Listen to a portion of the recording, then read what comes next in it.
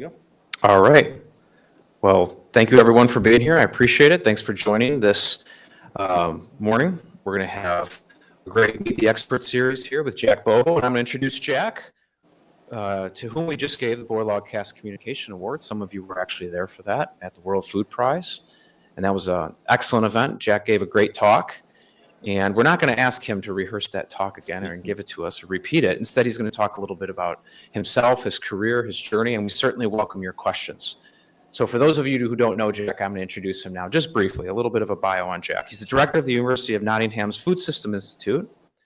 Before joining the Institute, Jack was the director of Global Food and Water Policy at the Nature Conservancy and CEO of Futurity, a food foresight company. He's the author of the 2021 book.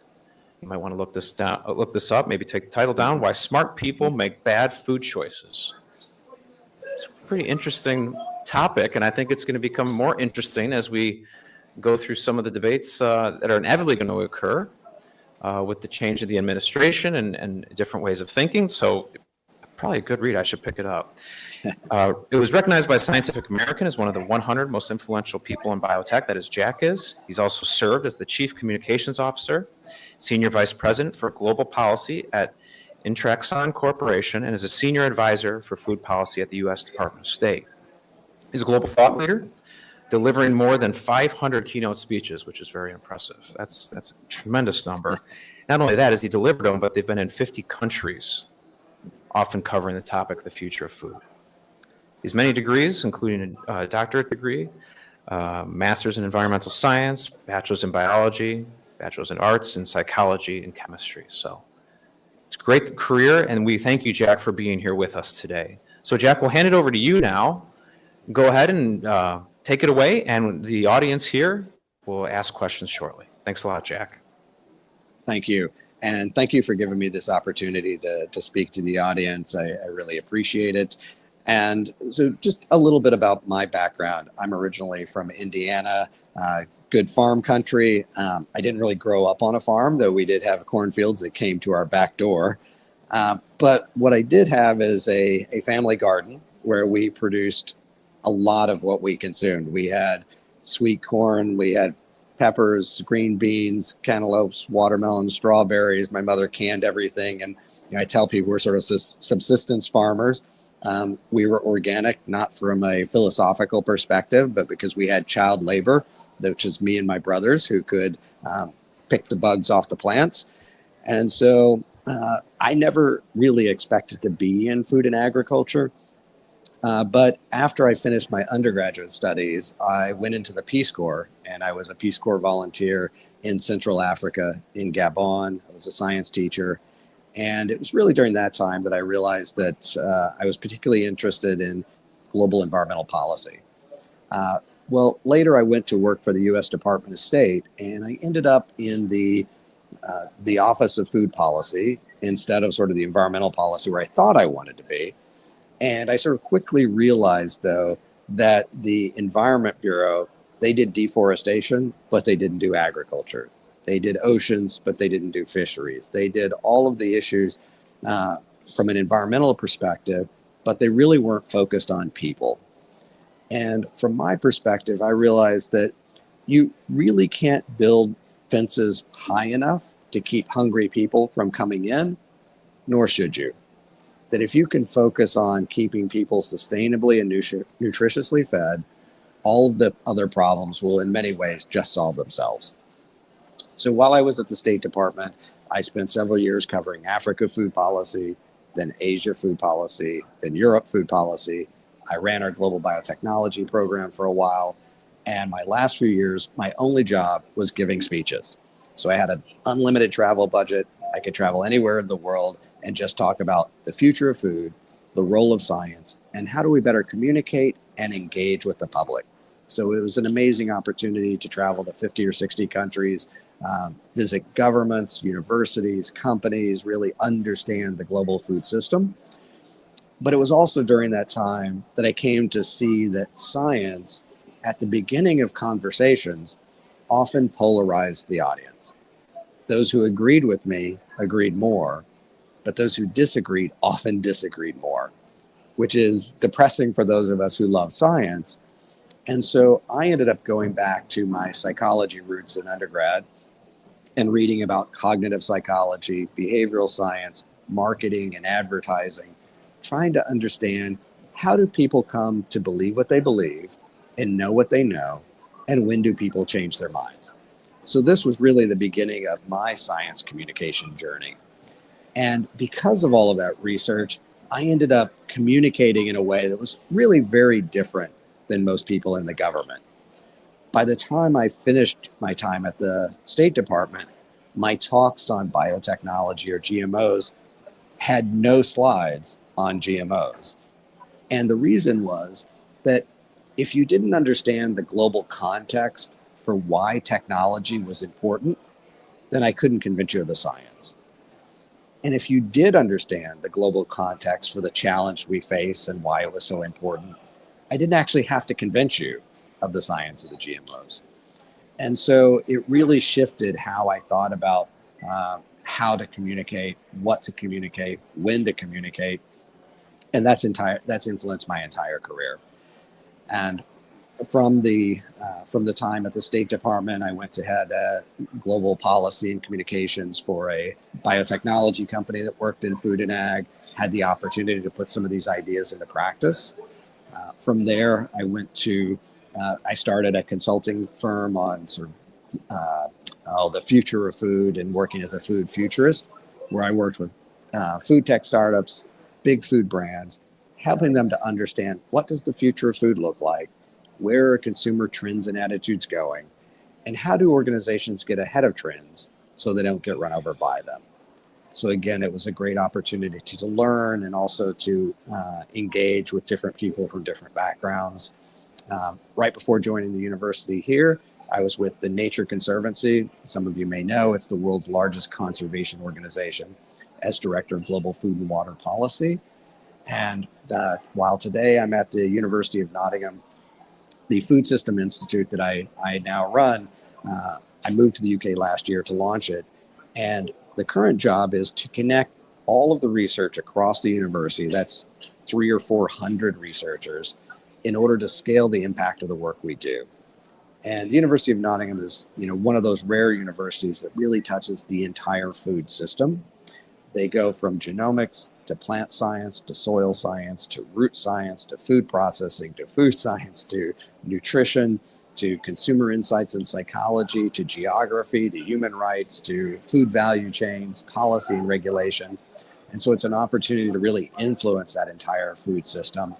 And then I get to serve as an ambassador for that research to the world, enhancing thought leadership and engaging in global dialogues, which is what I'm doing today. I am connecting with you from Baku in Azerbaijan at COP29, where really my goal here is to figure out how do we bring people together to de-escalate tension so that we can find common solutions to global challenges.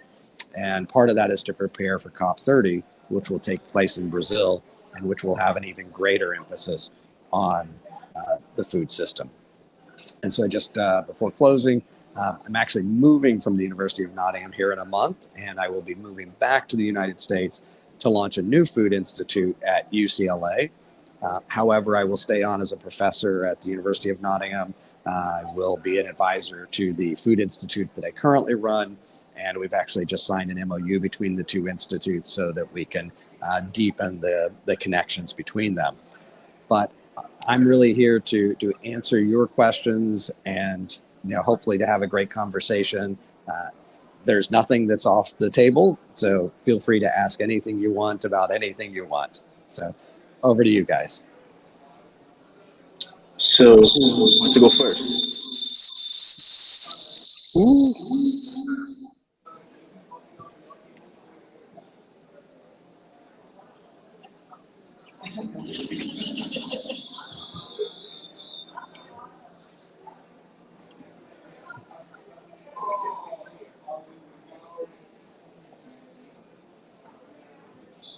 Tell me about where we're at with microplastics in the supply system. What we know versus the hype or the fear driven. if you wouldn't mind repeating the question, it's not coming through very clearly. And maybe somebody else might need to. I think it may be the microphone. Can you hear now? I can hear better now. Thank you. Okay. What I asked is about the role of microplastics in the food supply system and what we know versus what is hype and what's fear and what's truth. Yeah, I mean, I think that's a rapidly evolving challenge, and that the problem is bigger than we expected it to be, and the uncertainties about the implications are greater than we can really figure out at the moment. So I'm not sure that I think this is an area where the science is not quite in. We know the problem is probably going to get dramatically worse before it gets better, and it will take a while before we really realize the true implications of it. So I think it's one area where we're just not quite sure whether or not people are overly concerned about something that may turn out not to be a big deal, or we're not quite, that maybe this will turn out to be a bigger challenge than we thought. And so, I wish I had more information to share on this topic, but it is, one of those where I think the science is currently evolving. Sorry about that. Just interrupt you.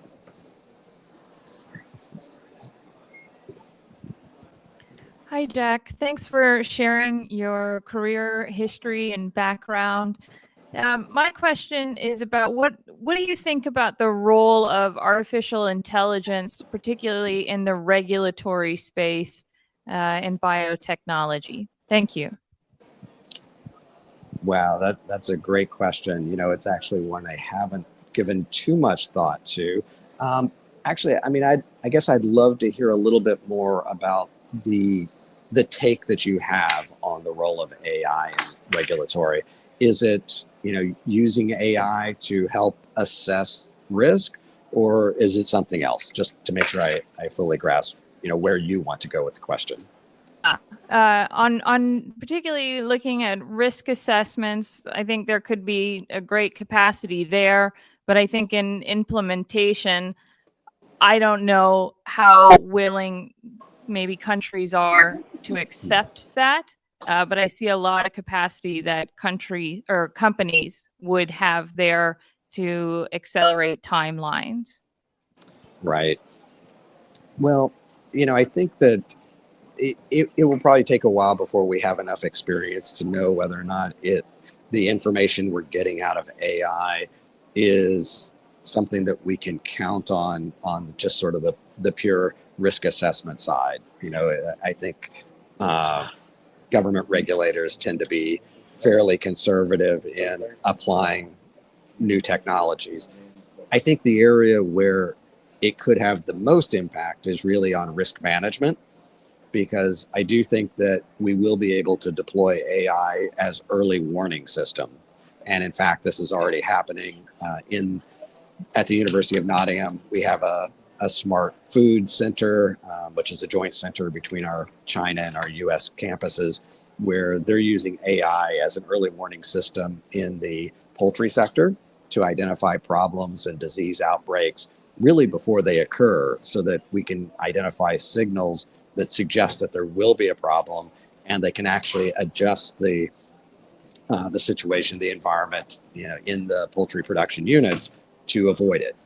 And so I think from a risk management perspective, I can see those tools occurring sooner than on the risk assessment side, where I think there's just going to be, it's going to be less clarity. And on risk assessment, we tend to be very risk averse anyway. And so, where we draw the lines in terms of like what we're worried about, we tend to have a high degree of safety margin that's built into those systems. And AI could flag a lot of things, but from a regulator's perspective, the question is Is it need to know information or is it nice to know?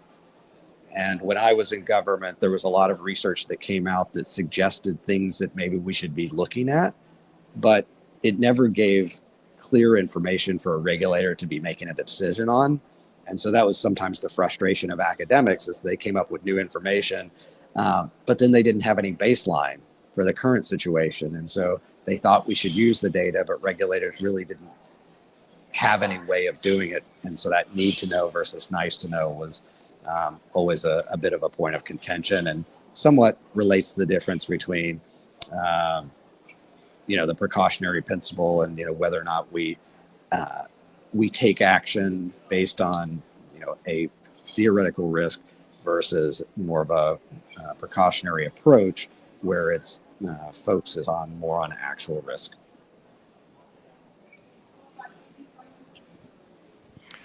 Hey, Jack, Alex Thomason. Thanks for speaking to us today. We'll be watching you going forward, and I'm wondering if you can give us just a brief taste of what you'll be doing at UCLA in terms of goals and objectives. Yeah, so I talk about a couple of things that I'm particularly interested in. One is that question of how do we bring people together in order to solve problems. When I look across the food system, and obviously it's across politics and other things as well, there is a lot of polarization in conversations around really everything. But we certainly see a lot of it in the food sector. And I'm going to be going to UCLA, and in the UC system, you have universities like Berkeley, which are doing more research on things like regenerative agriculture, agroecology, and organic. And you have universities like UC Davis that tend to spend more time focused on more conventional agriculture, or what some might call industrial agriculture. And my interest is, how do we bring these different approaches together? And so in the UK, the conversation is around what they might call, the agriculture of, do you have a more diverse agriculture on the farm, or do you have more intensive agriculture? So land sharing versus land sharing. So more biodiversity is land sharing. Land sparing is when you produce food more intensively, so you don't need land other places. And I think for a lot of people, there's just a question of which one is the right answer. And I like to look at it as more like what I would call like local sustainability versus global. So that land sparing, or that land sharing aspect, if you use less fertilizer, less pesticide, less insecticide, you will tend to have a lighter impact on that piece of land, but you'll also produce less food. So the benefits are local, but the impacts are global, because somebody has to make up the difference. With that intensive agriculture, the impacts tend to be local and the benefits are spread out.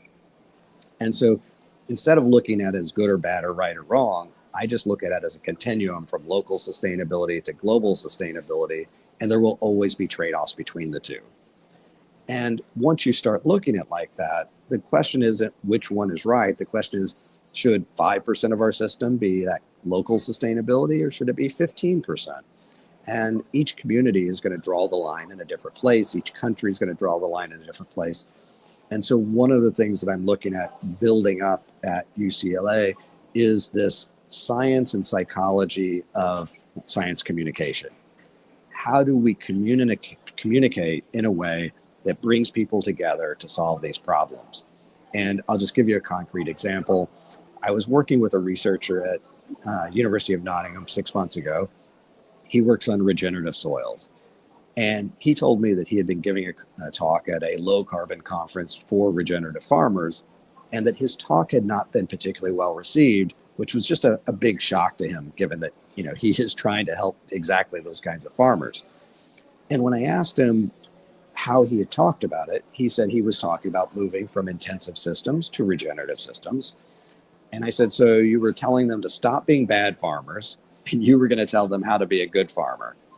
And you can almost imagine the body language of people crossing their arms, leaning back in the chair, and shutting down, and just not being interested in what he had to say. And they said, instead, you could have talked about how farming in the UK is becoming more regenerative, and that you have some ways of accelerating the process. So In the second way, you can imagine people like leaning in and saying, wow, tell me more about what that means. And so the language we use can either shut people down or it can make people excited about exactly the same information.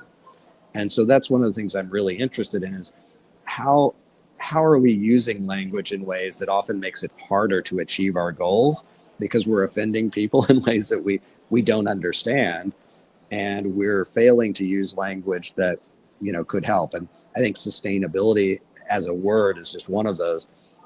When many farmers hear the word sustainability, they hear cost. Oh boy, this is going to cost me something. And yet, reductions in fertilizer applications and efficiency and reduced tillage. Well, all of those things are improved efficiency, but they also enhance sustainability. And so sometimes it's the difference in language that we use that causes some of these problems, less so than sort of fundamental disagreements, though of course there are fundamental disagreements about what needs to be done.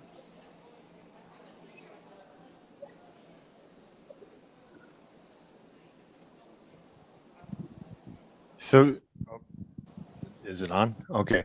Yeah. So you with your previous answer, actually answered quite a bit of my question, but I would like for you to go farther into it. And my question is, as you're trying to bring people and ideas together, what are some examples of things that have gone really well?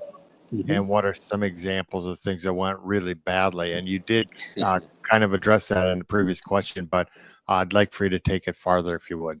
Sure. So I'll give you a couple of examples.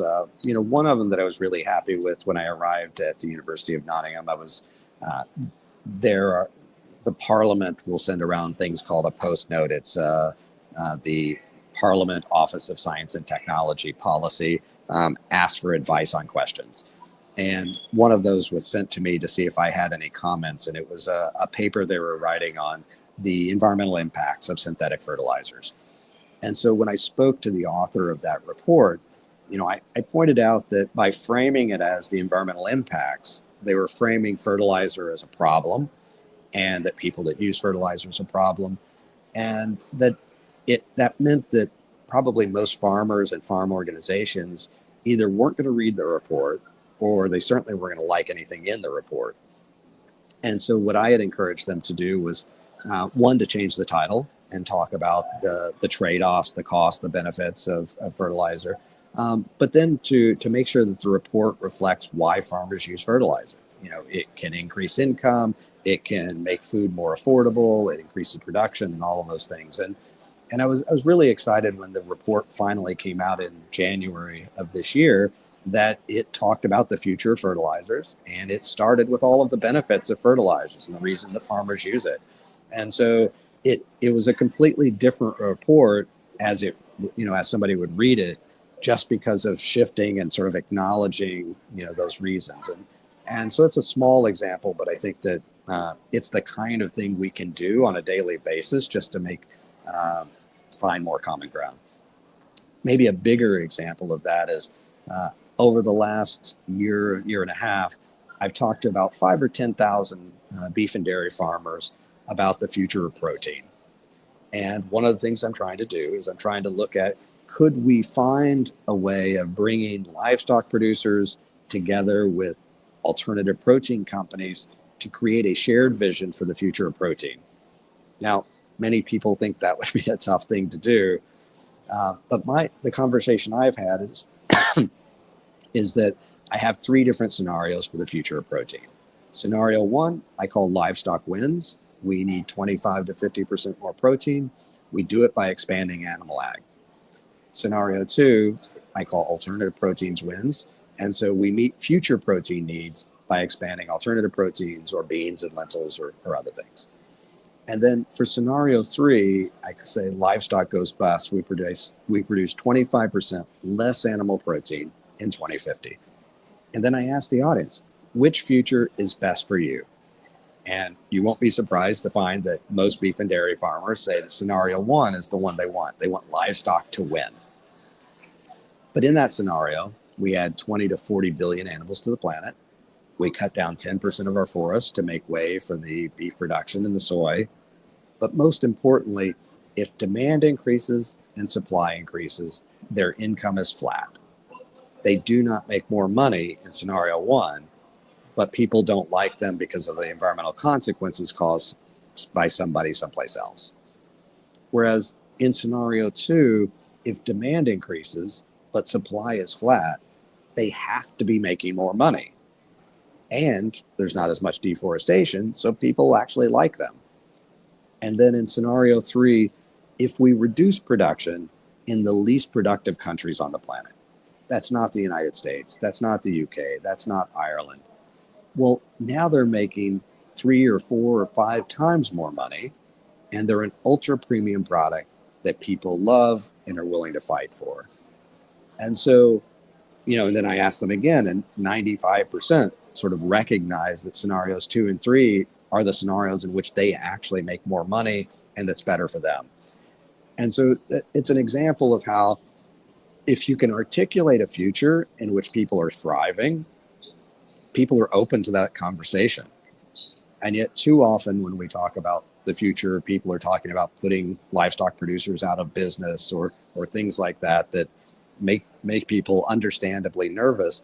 And it leads the conversation in a direction that's just not particularly helpful. I hope that helps.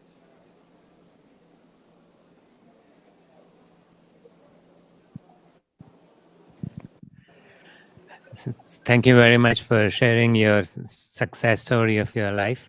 And also being at the COP29, my specific question to you is, how is the discussion going in COP29 related to climate change? And are they seeing agri-food systems as a problem or a solution? And how do developed countries and developing countries discussing this dialogue? Yeah, thank you. I would say that the discussion of food and agriculture is more limited inside the actual negotiations, but it is very active in the observer pavilions where I've spent much of my time. I'm actually sitting in the IICA pavilion for the Latin America CG centers, and we've had some really great conversations. I've been here for almost a week now. But what I found is that there are a lot of good conversations that are happening in really dozens of pavilions, and they're bringing together people with quite diverse backgrounds in order to be there. So in the official negotiations, I would say not a lot. In the private conversations or the side conversations, I would say a tremendous amount. And for most people, what they're really thinking is that the real discussion is going to happen in Brazil at COP30. And for those who want to influence COP30, though, you really have to start that conversation today, because very little of the negotiations happen when you get up there to the meeting. You need to have built your coalitions and built your alliances, months and months in advance in order to be able to influence governments. And so that is a big part of what I'm trying to figure out is, how do we set the stage for meaningful progress at COP30? And one of the things that I've been focused on is something called a carbon border adjustment mechanism. And one of my concerns around the current climate convention is that under the current rules, if a country produces no food, it has no food emissions, which obviously makes no sense. But because of that rule, it really encourages countries to reduce production and offshore their emissions. And you see that with countries like Denmark and Netherlands that are fairly efficient producers that are pushing hard to reduce their own production. And my concern is that actually is going to make the world worse. I've been having these conversations in the UK with the Welsh government that's been promoting tree planting programs on farmland, and how that could ultimately make the world a worse place. And so carbon border adjustment mechanisms are one way of addressing those concerns. And so I'm encouraging them to be thinking about how that might be applied to agriculture, and also to not create a disincentive for food exporting countries like the United States. Countries that import food should, be charged a carbon cost for that import, and countries that are exporting food should be giving a credit because they're actually helping other countries. So that cost should be attributed to the importing country, not the producing country. And so I think that hopefully some of those conversations will be teed up in time for COP30 in Brazil. Thank you. Just have a follow-up. Is there a good representation of the farmers or the producers from both developed and developing countries in these dialogues? Yeah, I think that there is. And, I've been to a number of different pavilions. IICA has done a good job of trying to get as many ministers from Latin America to be here, but there are also a pretty large number of countries from sub-Saharan Africa, from Asia, that also have pavilions or who are showing up to participate in these conversations. A number of farm groups and farmer networks are here. Certainly there could be more, and I think you often end up with, to some extent, more representation from groups that are focused maybe more on regenerative agriculture or agroecology, and less representation from those that might be involved in more conventional agricultural systems. So I think in some ways there's actually more of an emphasis on that less intensive local sustainability that I talked about than there is for big ag. I mean, big ag tends to be more represented by the companies than the farmers. Well, thanks a lot, Jack. I'm just going to close it here with one final question for you, sir, before you leave us. Question for you is this. Obviously, we're going to see some change coming up here with a new administration here in the United States. And invariably, that's going to impact agriculture and potentially science, but that happens routinely, right? With changes in administrations, not only in the U.S., but elsewhere. Can you give us some guidance? How do we, going into this period of change, effectively communicate sound science to policymakers, government officials, and be good representatives of science? You've given us some tips already. You gave some tips during your award presentation. Any insights for us as we here at CAST really look to fulfill that mission of reaching policymakers with our materials? Thoughts there? Yeah, thank you. So first, I'd just like to say that please feel free to pass along my contact information. Anybody who didn't get a chance to ask me a question or would like to follow up, who disagrees with my answers, please reach out to me. Tell me what you think. So open for any conversation. But I do think it's incredibly important for farmers and farm groups to make their voice heard. And you can do that through your state farm association. You can do it through national associations, whether that's the American Farm Bureau.